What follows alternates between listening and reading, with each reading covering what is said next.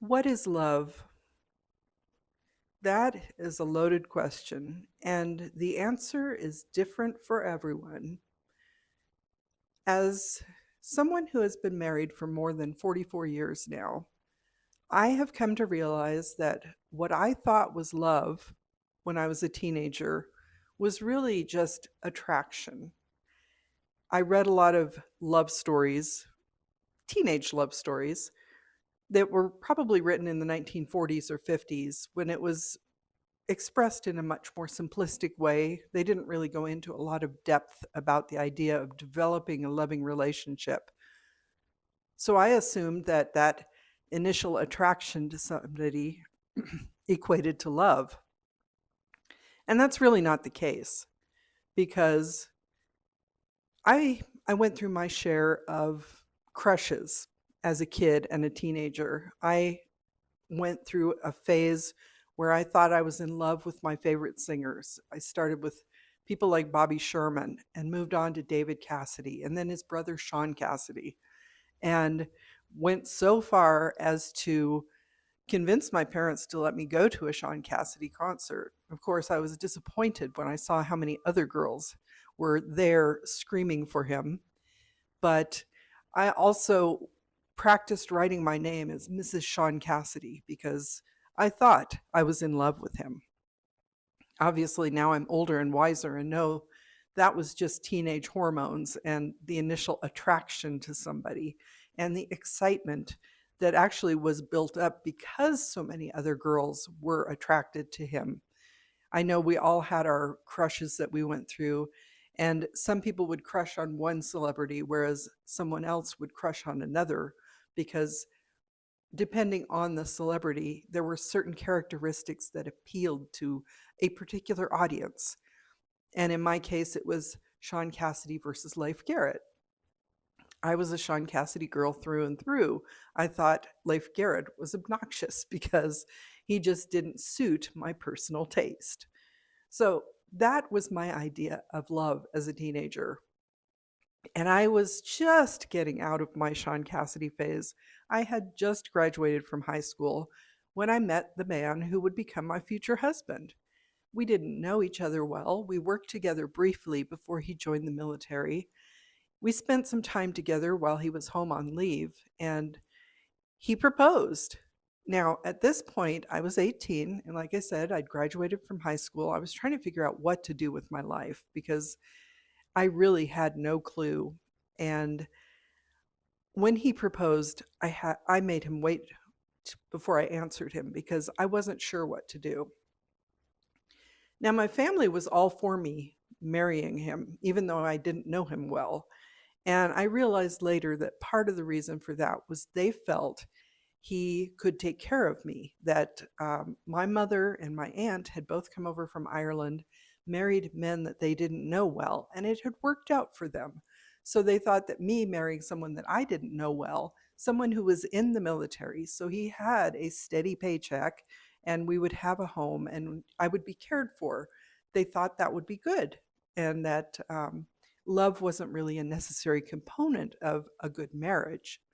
So I didn't really realize at the time that that's probably what they were considering when they were all very excited about the idea of me marrying this man I barely knew. But in that way, I think they were trying to show their love for me by making sure that I was cared for. And that generation believed that I would grow up to get married and have a family. And that was really the whole goal of my life. Whereas I was at the point where I was learning that there were other things that I could strive toward. But they were showing their love for me in the best way they knew how. And I, not realizing that, thought that they just couldn't wait to get rid of me. But that was one version of love. And like I said, when my now husband proposed to me, I wasn't sure what to do, but I was thinking a lot for the over the course of 3 full days and realized that I wanted to get to know him better. I could not imagine never seeing him again. And at that point, he lived 1,500 miles away. This was pre cell phone, pre internet. So there was a very good possibility that I would never see him again. So maybe ill advised for me to make the decision to marry him because I wanted to get to know him better. But I said yes, and we got married. And I moved away to live with him. One of the more terrifying experiences, but also very exhilarating because newlyweds, that excitement, the initial attraction that you feel for your new partner. And one of the reasons that I did agree to marry him was that I felt very comfortable with him.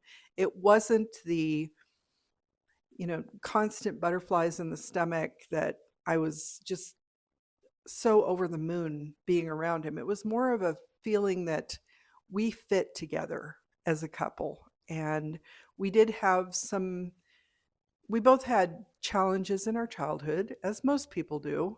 And we had different upbringings. But in many ways, I felt that we were very much alike.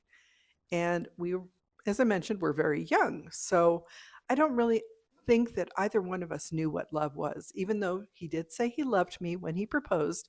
And of course, I said I loved him in return. And I did start feeling more of those excited butterfly type feelings as the wedding approached. And getting into early marriage, it was, as I said, an exhilarating experience, but also terrifying. And our first year of marriage was difficult, as I'm sure it is for many people. It doesn't matter if you're very young or if you've been single for your entire adult life and are living with somebody for the first time in that kind of committed relationship.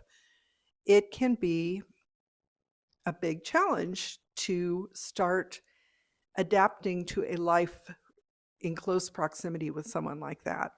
And thinking back, it was rough, but it was good because we learned how to compromise. We learned how to rely on each other because we were both now living away from our families and still very young. I turned 19 3 weeks after we got married. We had our first child the following year. And of course, I initially felt the intense love that a parent feels for their child, which I feel to this day, but it's different now. It's still there. It's deeper and richer because of all the experiences that we've had together. And it can be challenging because my children are all now well into their adulthoods. One is still in her 30s, and the other two are in their 40s. So we butt heads on occasion, but we still love and support each other. And that is a form of love. And that kind of love feels different than it did when they were first born because that was such an overpowering love where I don't know, I don't think I can explain it well enough. But that love for the child that my husband and I created helped my love for my husband grow. And as we parented together, as we learned how to navigate the challenges of raising a child, dealing with all the challenges of the marriage, because it becomes more complex as you have a family. We ended up having 3 kids. There was always the possibility that my husband might have been sent off on an unaccompanied assignment, or if some kind of conflict happened, he could have been sent off for an extended period of time where I would be left alone with the kids, which would be a terrifying thought. But also, there was the fact that I feared for his safety, obviously. So there was always that underlying current of tension that we didn't know from day to day if he would be with the family all the time because of his chosen career field at that time, which was military service. So while we were dealing these stresses and navigating these stresses, I should say, and raising our children and dealing with money troubles and all of the things that come with a marriage, we did grow closer together. We learned about each other. We learned to rely on each other, and our love grew. And we have had our ups and downs like every couple. We're not perfect. We're not perfect people. We're not a perfect couple. There is no such thing, but the love is there. And that's why I now feel, finally, at this age and 44 years into my marriage that I understand a loving relationship between my husband and I. I can't say why other people love each other, but I know why my husband and I love each other. And it's not the same feeling that I had for him on our wedding day. It's much deeper and richer than it was then. So I've had those two forms, well, mentioned three forms of love: the love of my parents toward me, the love of my husband and I, and the love of us and our children. Of course, there are also other forms of love. You can love your friends. You can love a good book. You can love a celebrity. Like I said, I had those teen crushes. And that was a form of love. It's just not the lasting form of love that you can develop with someone. And for me, love is realizing that the other person helps to make you whole, that the other person supports you, and that really when it just comes down to it, that you can live without the other person, unfortunately, but you don't want to, because you are so connected to that person that not having them in your life would make your life less than it is, and it would make you feel less than you are. And I don't know really if any of this makes sense. Love is so hard to quantify, but love is there. And I really feel like we need more love in our lives and in this world. And that's why I started the playlist. A while back, I did a video about luck and how I felt luck was broken down into components: love, understanding, compassion, and kindness. Love, I think, is really the important point, the cornerstone of the whole thought of luck. And I'm going to continue to explore the ideas that relate to my initial video about luck. But in this video, where I'm talking about love, it does connect to that video. It's also connected to the fact that I've been thinking a lot about love since I entered my husband and I in the America's Favorite Couple contest, because we are celebrating our love for each other. And that's one reason I did enter us. I also entered us because we love what we do. We're both writers and we're trying to promote ourselves as writers. So our loving relationship is kind of our brand. And especially since we are co-writing romances together, we're working on our second one. And I also write romance. So I feel that being a cute couple, being a loving and committed couple, and you know, that entering the contest would help with our brand a little bit. But also, I think that it's good to celebrate love overall. And I will say that the competition does benefit a couple of charities. So in that way, we can also show love by hopefully supporting people who are having a hard time. One of the charities is the Los Angeles Regional Food Bank. And I know, especially now, a lot of people are having a rough time financially and need that support. And in order to get that support, people need to show their love by donating to these charities. We need to reach out and share our love with others. It can be love just based on the fact that there is a fellow human being that is suffering, and you don't want that person to suffer. So I have been thinking a lot about love over the past few days, especially since the contest started. It has been, let's see, today is the 9th. So it's been about 3 days since the contest started. We have another week to go. I do hope you will consider voting for us and donating. We are currently in 8th place, but whatever. But really, the more I think about it, the less I feel that it's about the self-promotion aspect of showing off the fact that we are a loving couple, and more about the fact that we're celebrating love overall. There are a lot of couples in the competition who are showing their own version of love, who are all worthy of being chosen as America's favorite couple.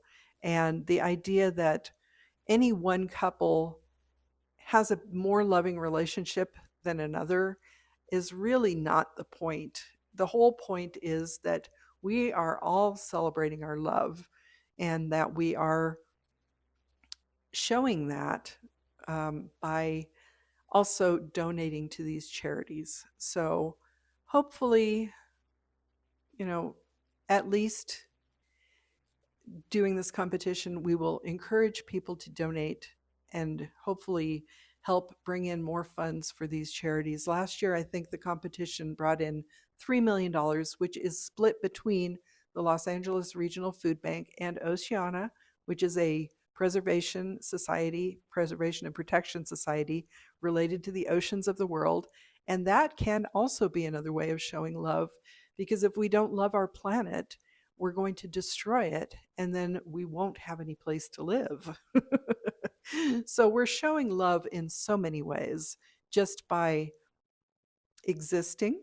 I'm trying to show my love by putting out these videos, because I'm hoping that someone somewhere may find a sense of connection if they're feeling lonely. I'm doing it because I love talking about things. Obviously, I love talking about love, for example. I love talking about my husband and our relationship. And I'm hoping that in some ways that will help someone somewhere feel a little less alone and know that they are worthy of love, and that there are people who are thinking of them. Even if we don't know each other, we know that there are people out there who are suffering, who are feeling lonely, who are feeling unloved. And hopefully, by putting things like this out into the world, I'm helping to remind someone that they are worthy of love. So that's kind of where my head is today, I guess. It's up in the clouds, filled with love. I kind of feel like I love the entire world at the moment. This goes back to growing up in the 1960s, where it was very groovy to feel love for other people and peace, you know. My upbringing is a large part of who I am. I put out a video yesterday calling Generation Jones, and that just reminded me how much I enjoyed parts of my upbringing. There were challenges, because life doesn't come without challenges. It's, as my husband likes to say, a planet, not a theme park.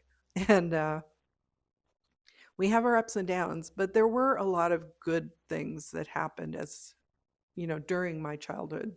We had the downer things like Vietnam, of course, but then there were other things like Woodstock, and the whole idea of loving everybody and just being in touch with the world and in touch with the earth itself. And I do feel that that's a very big part of who I am. And I may come across as being smarmy,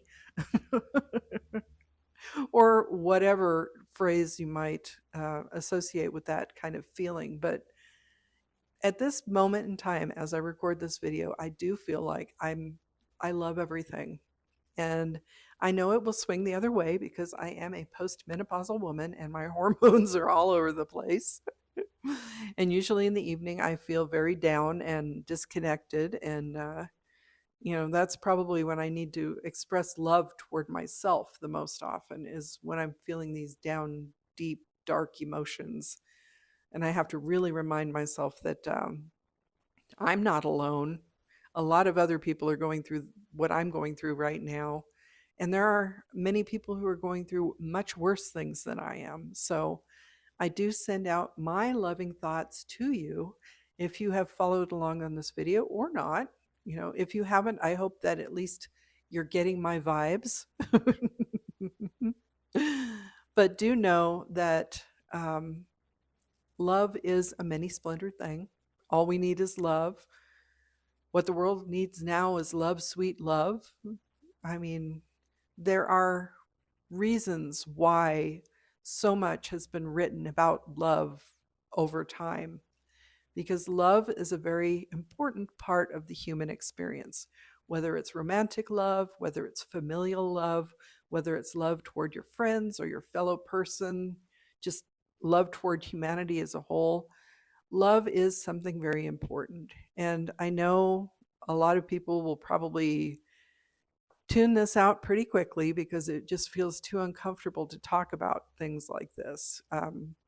At least here in the United States, it feels like showing our feelings is not really considered a good thing. It's considered a weakness sometimes. And of course, there is also the performative aspect of love that showing your love for someone can be considered a performative. But if you don't do that, then how does a person know how you feel about them? So there are always challenges and nuances to expressing love to other people, expressing love to your significant other, expressing love to your children and your parents, expressing love to yourself. It's just, love is a very complex and challenging emotion. So I thought I would talk about that a little bit today, talk about the reasons why I'm thinking so much about love, but I'm also hoping that if you need this, if you are having a day where you are feeling very unloved, I hope this finds you and reminds you that there are people who love you. They may not be people you know, but there are people who love you and care for you. And that can be especially important in a world where it looks like there are certain people who are just trying to tear others down. And unfortunately, they don't seem to be able to tap into that part of their psyche, the part that really is driven to show love to others. And I think it is a tragedy for them because love really makes life richer and such a wonderful experience. So if people are bringing you down, if you are feeling the gloom and doom that many people are over things that are happening in the world, know that there are still good people out there, still people who can tap into their softer emotions and who can express love for you, whether they know you or not. And please take that to heart because you are worthy of being loved, and you should know that expressing that love is okay. And accepting that love is also okay. Remember, you have to love yourself in order to love other people because it can be very hard to love ourselves sometimes. But uh, I'm sure for the most part, we're good people. So many of us are good people. We're trying to do our best in this world and we are worthy of love. So that's my challenge, or that is a challenge. That is my discussion for the day. That love is a complex discussion subject. It is a complex topic. It is something that some of us feel a little uncomfortable discussing and expressing, but I do think it's something that we should do more often. And really just take a moment and think about all the things in your life that you love, whether they're people, whether they're your favorite chocolate cake, whatever brings you joy, whatever makes you feel love, lean into that, and that will help make your day better. I thank you for following along with me. If you are new here, I hope that you will stick around. I am going to try to do more in-depth discussions about things like this that relate to my playlist that I've started on love, understanding, compassion, and kindness, and how I feel that plays into luck. Just briefly, it's kind of a strange thought, but I think that we generate our own luck. I don't know that there's really anything, I don't know if you'd call it supernatural about it, but I think being a good person, trying to be kind to others can really help improve our luck. So I'm going to be delving into that topic a bit more with these videos in this series. And hopefully, if you do follow along, I think that maybe taking a few moments and thinking about how you express yourself to the people around you could be helpful, and it might help improve your own life in the long run. So I apologize if that sounds preachy. I don't know how else to put this, but I do hope to just start a trend of kindness towards each other, because I think we all need it right now. And I think we all could use a little luck, but we can all definitely use a lot more love. So, again, I thank you for joining me today. I hope you'll follow along. If you're interested in supporting us in the America's Favorite Couple contest, I will put the link in the description box down below. If you would like to donate, that would be awesome. Like I think I mentioned, I think they brought in $3 million last year. It would be great if we could help them bring in more this year. And I hope you will come back and follow along for more of my adventures. I do talk about things like writing and just generally what happens in the life of a retired person who has always tried to live her life like I Love Lucy, which I mentioned in my Generation Jones video yesterday. So if you follow along, I do post a lot of random topics, but they're all kind of part of who I am. They are part of my brand, you might say. So even though I'm all over the place, it is just a reflection of who I am. So I hope you're having a wonderful day and week so far, and I will talk to you again tomorrow. I'm Cassidy Carson, and this is The Life of a Writer. Take care.